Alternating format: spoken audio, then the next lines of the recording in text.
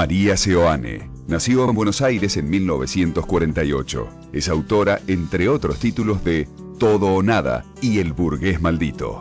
Actualmente es directora de Radio Nacional y del Centro Cultural Caras y Caretas. Dirigió el film Eva de la Argentina y acaba de publicar su último libro, El Enigma Perrota. Bueno, días movidos para María Seoane, porque se estrenó la película Eva de la Argentina, sale El Enigma Perrota, todo junto se dio. Sí, la verdad que sí, se dio todo junto, las elecciones en la Argentina. Días movidos para María días Seoane. movidos. Bueno, pero este libro tiene muchos años de trabajo atrás, lo mismo la película, ¿no? A veces coincide la aparición de las cosas, pero bueno, hay, qué sé yo. Digamos, la película tiene 5 años y el libro debe tener 4, o sea, coincidió, estos dos proyectos solo los empecé a desarrollar cuando estaba todavía en el diario Clarín trabajando, en Caras y Caretas, y después, hace 2 años y medio, empecé en la radio pública.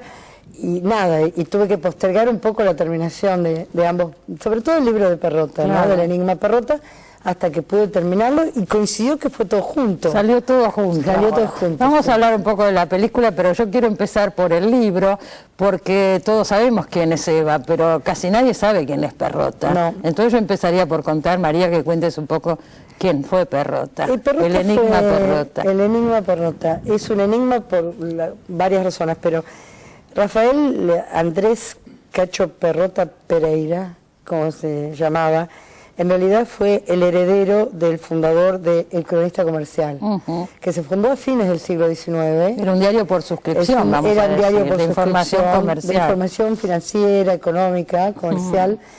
Y bueno, hacia el año 60, 60 y pico, Rafael, su hijo, se hace cargo del diario. Y Rafael era un hombre que entonces se integraba a una familia rica de la élite porteña, muy relacionado con círculos de poder, era amigo de Martínez Dios, de embajadores, de militares. Sí, pero antes de Martínez Dios, el libro va contando toda la historia de Perrota, sí, y estuvo cerca de todos los gobiernos prácticamente, sí, con contactos en todos los gobiernos. Sí, porque él fue esencialmente un hombre formado en Champagnat, militante de la Pax Romana, muy católico, miembro de la Acción Católica, y tenía una marca muy fuerte en el humanismo católico, que eso sirvió de base para varias cosas. Una es que desde el punto de vista personal fuera un hombre bastante sensible con respecto a las cuestiones de todo, nada del humano me es ajeno, digamos, ¿no? Y después otra de las cuestiones es que él se sintió atraído más por el liberalismo político. Por ejemplo, él estuvo convocado para participar en el golpe contra Perón en el 55, era antiperonista, después apoyó al gobierno de Onganía, realmente estuvo muy entrelazado con la dictadura de Onganía, ¿no? Del general Onganía en el año 66. Pero después sobreviene todo un proceso político en Argentina, y tal vez por su humanismo católico, tal vez por su juventud, porque le interesaba muchísimo pegarse a todo lo joven, a todo lo nuevo, a todo lo... Se vinculó a los sectores revolucionarios, ¿no? Claro, eso es parte del enigma. Ver por qué un hombre que pertenece al establishment, digamos, económico y político, termina apoyando... Sí, apoyando a los grupos armados. A los grupos armados, y además, bueno, como dice en el libro, es informante también, ¿no? Termina siendo informante, en realidad, de varios grupos, ¿no? Pero uno que llamaba Proa, donde estaba Ikonikov y María Bedoyan, por ejemplo, desaparecidos. Pero esencialmente él tenía vinculación con la izquierda chilena, y después se deriva en una vinculación con el Ejército Revolucionario del Pueblo, digamos, con el Partido Revolucionario de los Trabajadores, que era la guerrilla guevarista en Argentina. Vos trabajaste, tenés el libro sobre Santucho, Todo o Nada, o sea que conocés muy bien toda esa etapa y está un poco relacionado. Está relacionado y bueno. Vamos a decir que Perrota está desaparecido, fue secuestrado Y una cosa que está marcada en el libro, además está trabajado como un policial, ¿no? Porque constantemente hay un contrapunto entre el secuestro y contando paralelamente la historia de Perrota. Y digo, este es el otro enigma. ¿Qué pasó con Perrota? Pidieron rescate por Perrota. Hay dos cuestiones. Él desaparece en junio del 77, ¿no? En realidad hay muchas claves ahí en el libro, que es porque un hombre como él finalmente no se quedó en el exterior, porque salió en diciembre del 75 y él regresa, Sí. Cuando todos le aconsejaban que no. Pero vos marcás en el libro, y eso es interesante también, que él sentía una especie de impunidad, porque él siempre mantiene su relación Claro. con Martínez de Oz y con mucha gente de la Él llega a hacer, dictadura. en realidad, una reunión, avanzado el golpe de Estado del 76, la dictadura tan sangrienta del 76, él llega a hacer una reunión en su casa entre Martínez de Oz, Macera, algunos diplomáticos, embajadores y un amigo que presenta como un amigo que era en realidad un miembro de la inteligencia guerrillera. O sea, él siente que debe y sentía esa impunidad que vos decís, ¿no? Como que no le iban a tocar. Que no le iban a tocar, Sí. ¿no? Y no logra comprender la gravedad de esa situación y no se protege, ¿no? Pero ese no aceptarlo tiene otra lectura también, que creo que se va a encontrar en el libro, porque me parece que en realidad él era un hombre construido para las relaciones públicas y el lobby como un gran empresario periodístico, porque él revolucionó el cronista comercial, lo hizo moderno, lo sacó en la calle, etcétera. Pero además no llegó a tener el talento de Timerman. no llegó a ser la opinión el No diario llegó, El Cronista, pero mucha gente es tomada por El Cronista, gente que se queda sin trabajo o es perseguida, así muchos es. militantes, y además después los ayuda a salir del país en muchos casos. Así es, él daba todo, era un hombre de una gran generosidad, cuentan todos los colegas que tuvieron, que me dieron su testimonio para el libro. Él tenía una gran generosidad. Por ejemplo, Ricardo Kirchbaum, que era... Trabajó en el diario, el director de Clarín. Hoy es el editor jefe del diario Clarín. Él me cuenta que estando en Tucumán fue amenazado y que a raíz de eso Perrota en el año 73, 74, lo manda a venir, lo hospeda en su casa y lo protege. Sí.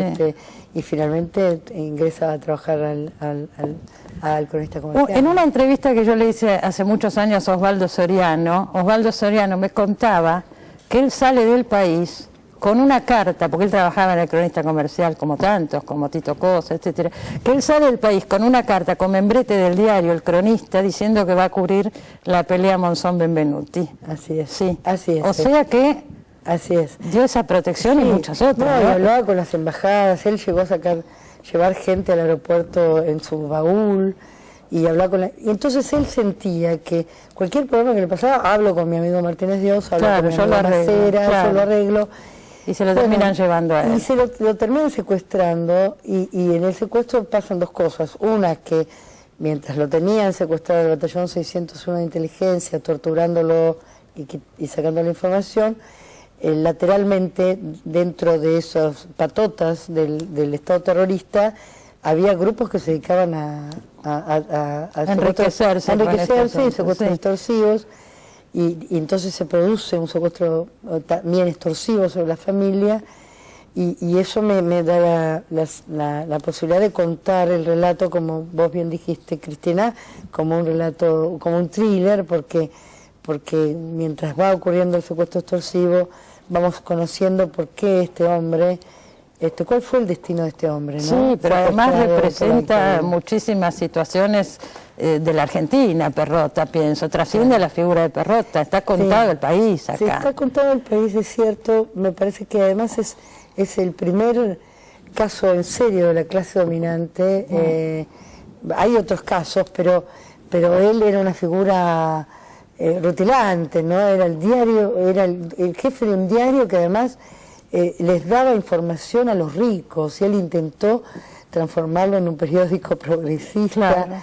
como un sinsentido, pero hospedó a varios de los mejores periodistas de Argentina, que ¿no? trabajaron allá. Que trabajaron ahí, Roberto Guareschi, Tito Amadeo, Tito Cosa, Norberto Colominas, Osvaldo Soriano. Había una lista enorme de periodistas de mucho nivel, ¿no? Ahora, otra cosa interesante que está contada en el libro es cómo este caso llega a vos, que esto fue hace bastantes años, sí, cuando trabajabas en el diario Clarín. Claro. Sí, en el año 97 me llama Ricardo Kirchmann, yo era, tenía la jefatura de la segunda sección, que luego fue el suplemento Zona. Me llama Ricardo Kirchmann y me dice que bueno, que hay unos papeles que parece que provienen del 601, del batallón de inteligencia, donde está el interrogatorio a Rafael Perrota. Esos papeles que sí, siempre se dice que no existen, que sí, no hay que archivos. Siempre se decían que no había, sobre que se todo habían en esa destruido. época, Cristina, que estábamos en plena vigencia de las leyes de impunidad, ¿no? Claro, 97. De vida y indultos. Sí, ¿no? claro. Era Menem, digamos. Y entonces iba a salir un programa, se iba a reconstruir en el programa Fenómeno, conducido por Mauro Viale en el Canal América, se iba a reconstruir el interrogatorio a Perrota, etcétera.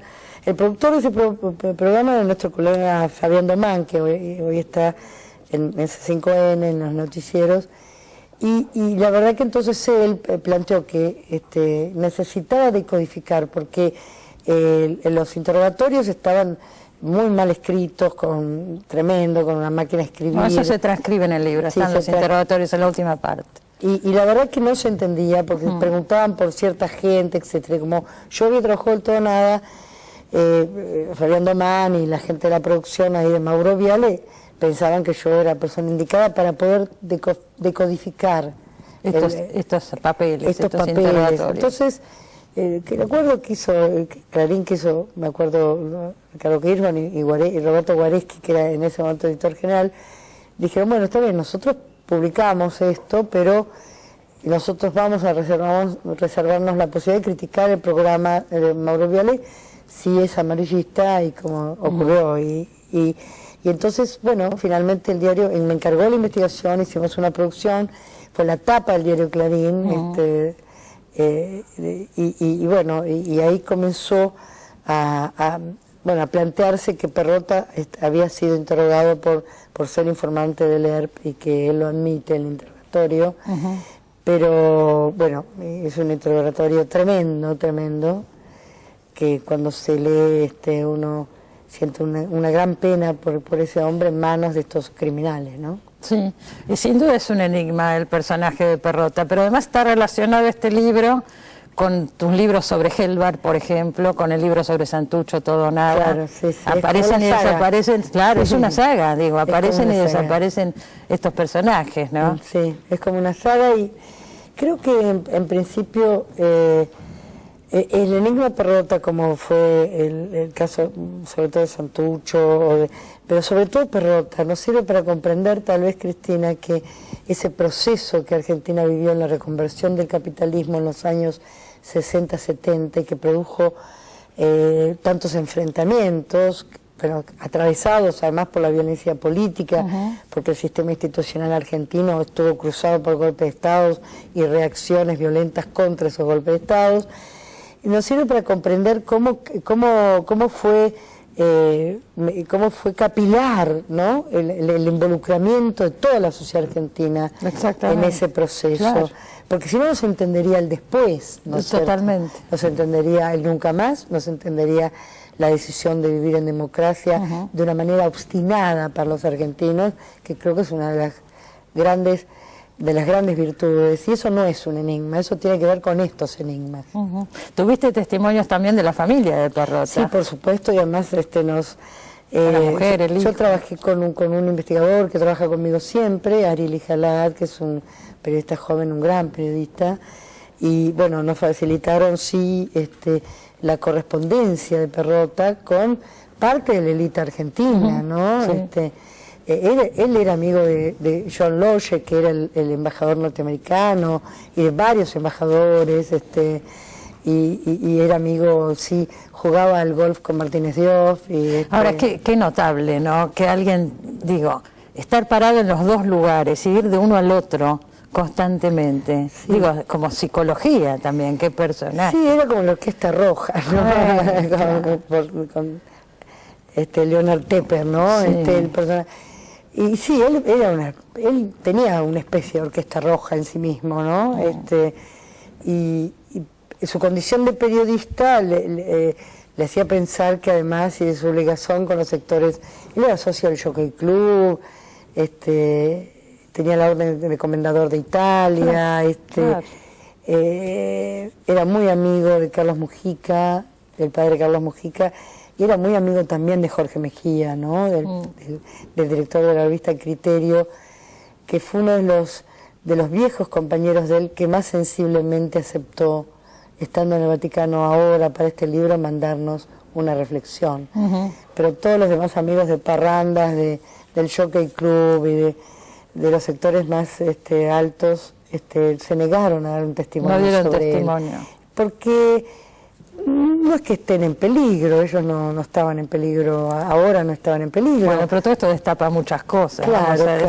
Claro. Creo que lo consideran un traidor a su clase, y la verdad que alguien tenía que contar esta historia, ¿no? Era una historia que faltaba, era una historia que no se había contado. No se había contado, y creo que fue además bastante borrada de los registros públicos. ¿Y a qué lo atribuís? Porque uno diría, bueno, secuestraron a Perrota, también secuestraron a Timerman. Timerman tuvo un enorme apoyo internacional y así es como logró salir. Y sin embargo eso no pasó, ¿no? Con Perrota. No pasó con Perrota y no tengo muchas explicaciones. Creo que la familia tal vez no pudo hacer más de lo que hizo, no llegó a entender tampoco demasiado profundamente los cambios de Perrota. Seguramente. Y hizo lo que pudo en el marco de esa situación tan tremenda. No, y además el horror, imagínate vos que te están extorsionando, pidiendo dinero, parece que es un secuestro extorsivo, pero no es. La angustia que tienen que haber pasado. Y el Cronista Comercial, que es un periódico vinculado a los negocios, a los sectores más pudientes de la Argentina, era como una carta de presentación muy compleja, ¿no? Decir que su director, el hombre que más cambios introdujo en verdad en el periódico, era, en realidad, se sentía parte de la revolución social en la Argentina, ¿no? Y es una contradicción. Además fue un momento muy difícil económicamente para el diario. No, claro, porque se tuvo que vender, ¿sabes? Se tuvo que vender. Santucho fue uno de los candidatos a comprarlo. Macera también. Y también Macera, por eso digo, fue ofrecido a Santucho y a Macera, ¿no? Sí, era un personaje, Cacho Perrota, en verdad, como todo el mundo le decía. Muy complejo. Un personaje muy complejo. Y creo que en esa forma, yo supongo que él no aceptó quedarse en México, como le decían, en el exilio, en diciembre de 76, porque él vuelve y desaparece entonces en junio de 77. Exacto. No aceptó quedarse porque creo que para él el exilio era la muerte, era como desaparecer. No, y por esa idea también pienso de que a él no le iba a pasar nada. Claro, las dos cosas se conjugaban. Sí. Y además en el exterior era anónimo, todo su poder radicaba en que acá no era anónimo. No, claro que era una figura, era poderoso. Y entonces esa mezcla, ¿no? Y bueno, él pensó que el exilio podía ser una forma, una muerte, pero claro, no era la única forma de morir, ¿no? Claramente, como quedó demostrado. Él está desaparecido, pero acá se dice en un momento que lo matan de 2 tiros finalmente, ¿no? Sí, igual ahora hay una causa judicial que se reabrió, que la tiene el juez Ollarvide, que es parte del caso, hay un caso que se llama Caso Redondo ahí. Sí, eso está contado en el libro, son tres secuestros, más o menos en la misma época, ¿no? Que es el caso de Casariego del Bel, que era el hombre del Ministerio de Economía, de la Unidad Financiera, que es un hombre que vinculado también a la guerrilla guevarista, pero vinculado también a la izquierda, que descubre que Martínez Dios van a vender la Ítalo y descubre que van a lanzar la compra de la Ítalo por parte del Estado argentino para que los accionistas, entre los cuales estaban Martínez Dios y los Alemán, tuvieran un incremento de las acciones en Suiza y vendieran en ese momento a fortunas lo que iba a ser regalado desde acá, ¿no? Y el tercer personaje es alguien muy vinculado a Perón. Exactamente, era el gallego Soto, que había estado muy vinculado a Perón, ¿no? Bueno, los tres desaparecen, en ese mismo momento. Sí. Me están haciendo señas, pero quiero hablar un poquito de Eva de la Argentina, la película. Saltamos, y bueno, vos sacás todo junto, hay que hablar con los... Es cierto. Digo, un dibujo animado, ¿no? Sí, es un dibujo animado sobre Eva y sobre Perón. No tenemos mucho tiempo, pero vos viste la película. ¿Cómo no? Claro que la vi, y pienso que es una película que marca un nuevo camino, porque es muy impactante ver un dibujo animado excelentemente hecho, donde los personajes son personajes de la historia argentina y reciente, relativamente reciente. Sí, la opción fue hacer la primera película de animación sobre la historia política argentina, claro. Con todos los recursos modernos, con algunas pinceladas de documental, muy pocas. Ensambladas en el dibujo animado. Ensambladas en el dibujo animado, el dibujo es el que manda, digamos. Hubo otra película que llamó El Apóstol, que se hizo en 1917. No la conozco. Que no me acuerdo, nunca me acuerdo. ¿1917? 1917 sobre Irigoyen. Mira. Pero se hizo con muñequitos. Fue bueno, un intento. Está perdida. Claro, pero está perdida esa película. Pero bueno, eso fue el siglo XX. En el siglo XXI, de cualquier manera es la primera película en 100 años sobre la historia política argentina en código de animación. Es una película que yo empecé a pensar hace 5 años porque quería contar la historia de Eva Perón, y la verdad que yo pensaba, una cosa es contar la historia de Eva y otra cosa es contar la historia de Eva y el mito de Eva. Y para eso tomás a Rodolfo Walsh. Claro, para eso creo un personaje relator, que es el relator de la historia.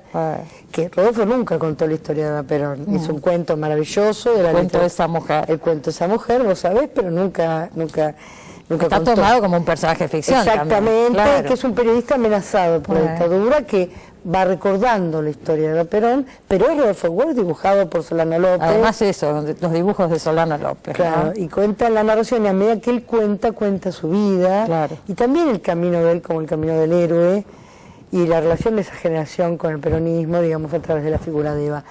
Es algo que yo quería hacer y que yo creo que, bueno, la película va a ser un camino largo, y sobre todo va a ser muy vista por los jóvenes, ¿no? Ojalá que sí, así que tenemos libro y tenemos película. Acuérdese de las películas, siempre se habla más de las películas que de los libros, por eso yo elegí acá en el programa hablar más del libro, ¿no es cierto? Porque las películas siempre tienen más prensa. Acuérdese El Enigma Perrota de María Soana, interesantísimo libro, excelentemente hecho, y además toca un personaje que la mayoría de la gente no lo conoce, pienso, y es una oportunidad de entrar en la historia argentina con tanta complejidad, desde un personaje además también muy complejo, ¿eh? Felicitaciones, bueno, María. Gracias. Y suerte. Lo que queda de mí. Lo que queda de ti. Bueno, época de mucho trabajo y a veces las cosas se dan así se dan todas juntas. Así, muchas gracias, Cris. Bueno, nos vamos al corte, señores. No se vayan que ya volvemos.